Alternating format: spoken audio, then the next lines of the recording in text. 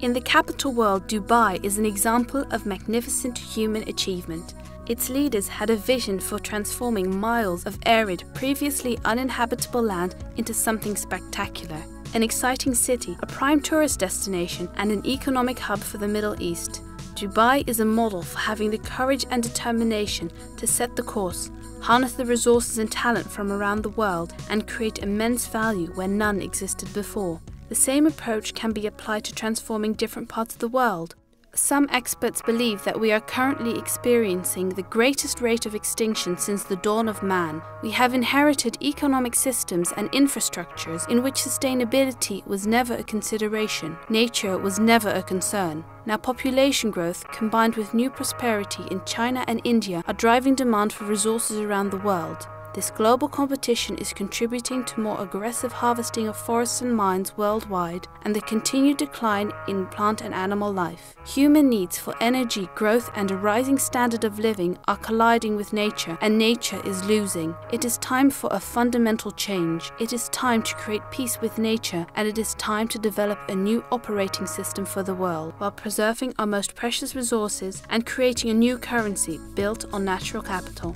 Natural capital is the stock of natural ecosystems that yields a flow of goods or services into the future. For example, a stock of fish provides a flow of new fish, a flow which can be sustained indefinitely. While traditional capital relies on technology for profit, natural capital relies on the ecosystem's own natural sustainability that becomes profitable when applied to proven sustainable endeavors. The most prominent of these endeavors include carbon offsets, profit through protection, and ecotourism. By investing in these forms of natural capital, world leaders and pioneers invest in profitable sustainability while simultaneously benefiting life on Earth now and long into the future, an admirable return on investment.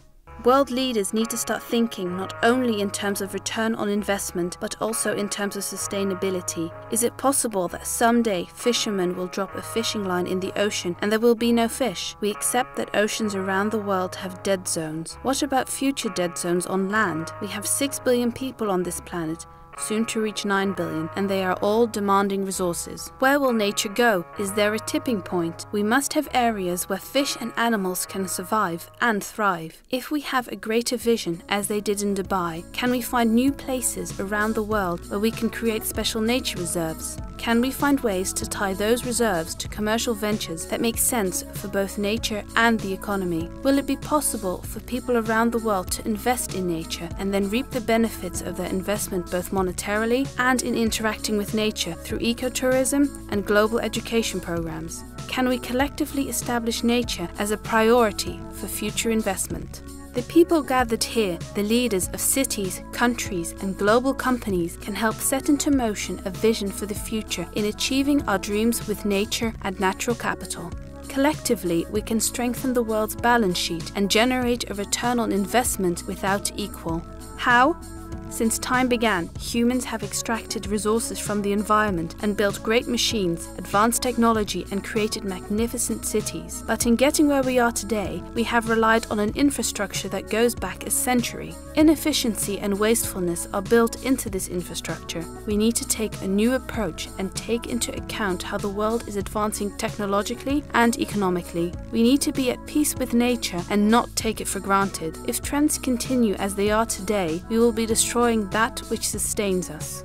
This is our time to act. The people in this room today have the talent, the vision, the power and the capital to take us beyond the old ways, the old infrastructure, the unnecessary harvesting of resources and operating without sustainability.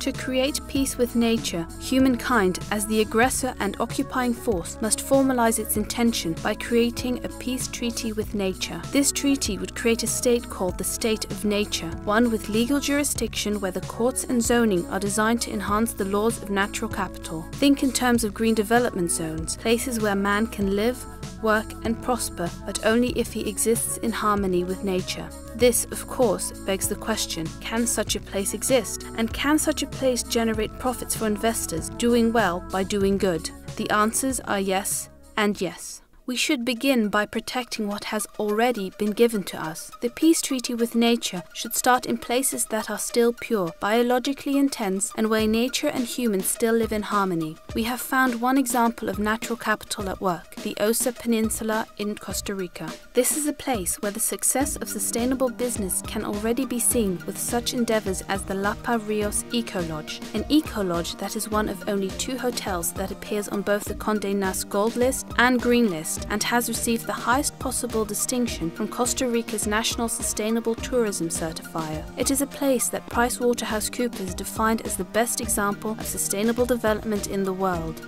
Local governments are at work on agreements to protect the Osa Peninsula, a rare gem of land and marine territory whose value will increase significantly if the balance of nature is maintained. Its value would be lost with the destruction of species, unrelenting development, increasing population growth, and the consequences of climate change. In years to come, people will be attracted to visit natural wonders such as these all over the world. We need to be proactive in investing in the state of nature. All of us can become curators with nature and generate a long-term return on investment, financially, psychologically, and spiritually.